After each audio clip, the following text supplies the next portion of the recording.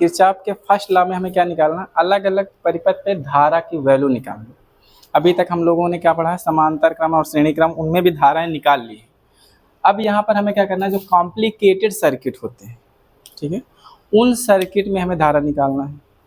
अब इसमें दो नियम है, एक तो क्या है किरचॉफ करंट लॉ, ठीक है, धारा का नियम क्या है, और दूसरा क्या है KVL, current Kirchhoff voltage law. तो हम पहले पढ़ेंगे किरचॉफ फर्स्ट लॉ में किरचॉफ करंट लॉ, ठीक है। इसमें क्या होता है, हमें पहले ये जान लेना चाहिए हम नोड किसे बोलते हैं और संधि किसे बोलते हैं। नोड जहां पर क्या हो, दो धाराएं मिलती हैं, कहां पर, जहां केवल दो धारा हो,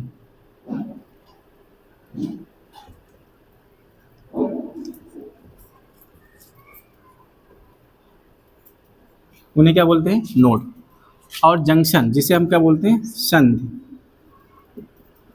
जहां पर क्या हो, दो से अधिक, मतलब तीन या तीन से अधिक धारा, तीन या तीन से अधिक धारा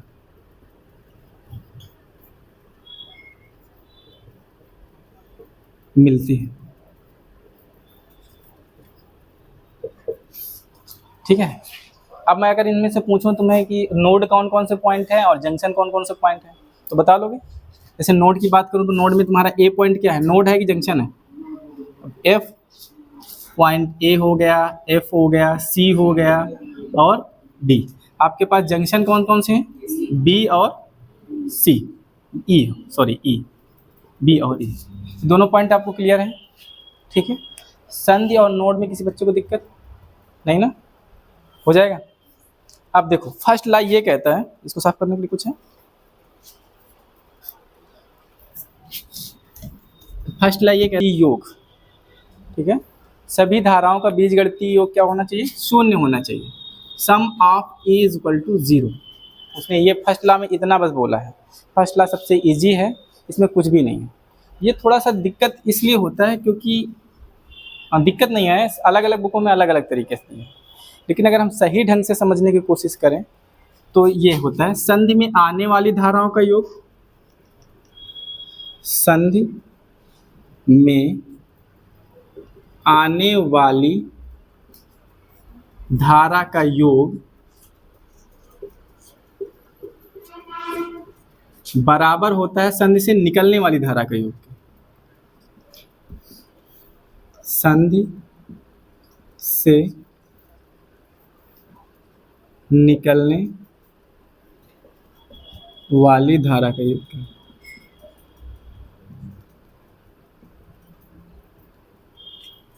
ठीक है। इसमें थोड़ा सा हमें अलग से सोचना पड़ेगा कौन सी धारा आ रही है कौन सी जा रही है, ठीक है। इसमें क्या है, अगर मैं एक कोई नोड ले लेता हूँ या सॉरी जंक्शन ले लेता हूँ, यहाँ पर कितनी आ गई, एक धारा आई, दो आई, तीसरी निकल गई, ठीक है। ये आ रही है 2 एम्पियर और ये आ रही है 5 एम्पियर, तो इससे निकलने वाली धारा कितनी हो जाएगी, 5 एम्पियर, क्योंकि क्या बोला है संधि में आने वाली धारा का योग बराबर होता है किसके, संधि से निकलने वाली धारा के योग से। तो अगर हमें दो में से एक निकालना हो, ठीक है, तो हमें पता चल जाएगा कौन सी है। इसमें क्या होता है, इसमें ये दे रखा है कि सभी धाराओं का जो संधि के पास जितनी भी धाराएं आती हैं उनका जो बीजगणितीय योग होता है वो क्या होता है, 0 होता है। आने वाली धाराओं को धनात्मक लेते हैं, जाने वाली धाराओं को क्या करते हैं, ऋणात्मक लेते हैं, ठीक है। ऐसी कंडीशन में मैंने ये माना कि 5 और यहाँ से क्या मान लिया, 3 एम्पियर, ठीक है। तो इसमें तुम इन दोनों को क्या लोगे, धनात्मक, इसको क्या लोगे, ऋणात्मक। तो इसका जो आंसर आने वाला है कितना आएगा, 2 ampere plus 3 ampere minus 5 ampere ना, प्लस का 5 एम्पियर और ये 3 एम्पियर, जो आंसर आने वाला वो कितना आएगा, 7 एम्पियर माइनस 3 एम्पियर, तो कितना आ गया, 4 एम्पियर, ठीक है। ये तो आपको पता चल गया, ठीक है, कि इतना एम्पियर रहेगा। लेकिन अगर हम इनका इस वाले फार्मूले का यूज करें तो संधि में आने वाली धाराओं का योग कितना है, 2 + 5 बराबर कितना हो जाएगा, 3 प्लस जो भी धारा आएगी जो एक्स्ट्रा होगी वो पता चल जाएगा। 3 2 कितना होता है, 5 2 7, ये प्लस में इधर आएगा तो माइनस में, तो आई की वैल्यू कितनी आने वाली है, 4, ठीक है। तो हम ये वाला फार्मूला अगर अप्लाई करेंगे तो ज़्यादा इजी रहेगा। बुक में ये दे रखा है कि सभी संधि के पास सभी धाराओं का बीजगणितीय योग क्या होता है, शून्य होता है। लेकिन हम क्या कर सकते हैं कि संधि में आने वाली धाराओं का योग बराबर होता है संधि से जाने वाली धाराओं के योग के। संधि और नोड में अंतर सबको पता है, ठीक है। बस इतना सा फार्मूला है। एक आधे क्वेश्चन देख लेते हैं, हो जाएगा। देखो जैसे इस क्वेश्चन में दे रखा है, अब इस क्वेश्चन में पूछ रहा है कि आई का मान कितना होगा, ठीक है।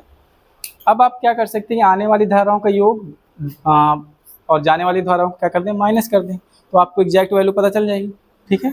वो आप फार्मूला लगा सकते हैं जो आपके बुक में दे रखा है, या तो मैंने जो अभी बताया आने वाली धाराओं का योग बराबर होता है इससे जंक्शन से जाने वाली धारा के योग, ठीक है। तो आने वाली धारा का योग, आने वाली धारा का योग बराबर हो जाएगा जंक्शन से जाने वाली धारा का योग, जाने वाली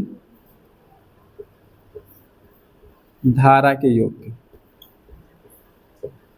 आने वाली धारा क्या है, 4 और 3, तो 4 एम्पियर प्लस 3 एम्पियर। जाने वाली धारा क्या है, 2 एम्पियर प्लस आई, यही आई की वैल्यू पूछ रहा है।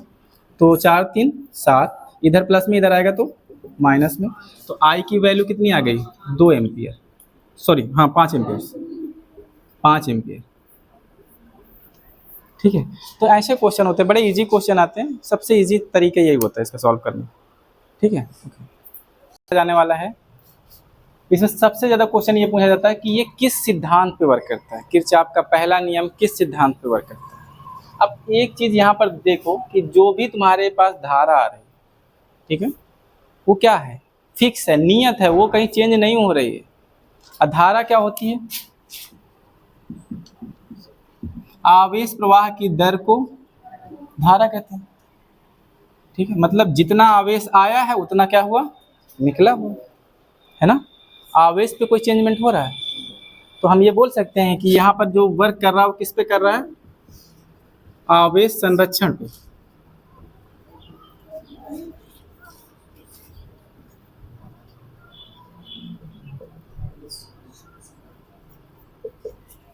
आवेश संरक्षण के सिद्धांत पे। आवेश संरक्षण का सिद्धांत जानते हो, आवेश को ना तो उत्पन्न किया जा सकता है ना तो नष्ट किया जा सकता है, आवेश को एक रूप से दूसरे रूप में परिवर्तित किया जा सकता है। यहाँ से आप आवेश लेके आए हो, इनकमिंग धारा है, ये कौन सी है, आउटकमिंग धारा है तो वही धारा ना, ठीक है। धारा जानते हो क्या हो रही है, आवेश प्रवाह की दर को क्या बोलते हैं, धारा कहते हैं। मतलब आवेश क्या है तुम्हारा, संरक्षित है, बस उसका रूप चेंज हो रहा है। तो पहला नियम किस पे वर्क करता है, आवेश संरक्षण के सिद्धांत, ठीक है। बस इतना सा नियम है फर्स्ट लॉ। क्या होता है, जंक्शन पे आने वाली धारा का योग बराबर होता है जंक्शन से जाने वाली धारा। जंक्शन क्या होता है, जहाँ पर हमें दो से अधिक धाराएं मिलती हैं या वहाँ से बढ़ती हैं तो वो क्या हो जाता है, आपका जंक्शन कहलाता है। अगर 2 धाराएं आएंगी तो वो क्या कहलाएंगी, नोड कहलाएंगे। क्लियर है, ठीक है। पहला नियम में कोई समस्या। देखो इस क्वेश्चन में आने वाली धारा कौन कौन सी, 1 2 3, इनको लिखो, 4 6 और प्लस 3 बराबर जाने वाली धारा क्या है, आई प्लस 10, 6 4 10 प्लस 3, ये प्लस में इधर आएगा तो माइनस का 10, आई 10 से 10 कैंसिल, आई की वैल्यू कितनी आ रही, 3 एम्पियर, ओके। देखिए अगला क्वेश्चन देखिए, हमें ये क्वेश्चन दे रखा है और 2000 ये शायद 11-12 में आया हुआ है, ठीक है। बोर्ड का क्वेश्चन है, हमें क्या निकालना, फाइनल आई की वैल्यू निकालनी है। अब अगर हम वो वाला रूल लगाएंगे कि जितनी आने वाली धाराएं हैं जितनी जाने वाली धाराएं हैं, तो वो थोड़ा सा ना कन्फ्यूजिंग हो जाएगा, परेशानी का विषय बन जाएगा उस वाले फार्मूले से। हमारा ये वाला फार्मूला ना सबसे बढ़िया है। अब मैं ये मानता हूँ कि यहाँ पर जो धारा आई है वो कितना आई है, I1, यहाँ पर धारा कितना कर दूँ, I2। तो मैं ये वाले संधि की बात करूँगा तो यहाँ पर जाने वाली धारा कितने हैं, I1, ओके।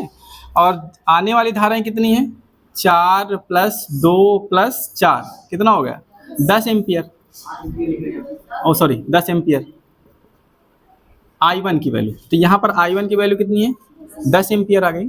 अब 10 इधर से जा रही है, 2 बाहर जा रही है, इसको मान लेता हूँ I2, तो 2 बाहर जा रही है ना। तो आने वाली धाराएं कितनी है, अगले वाले में देखो, ये पहले वाले संधि का हो गया फर्स्ट संधि। अब सेकंड संधि का देख लो,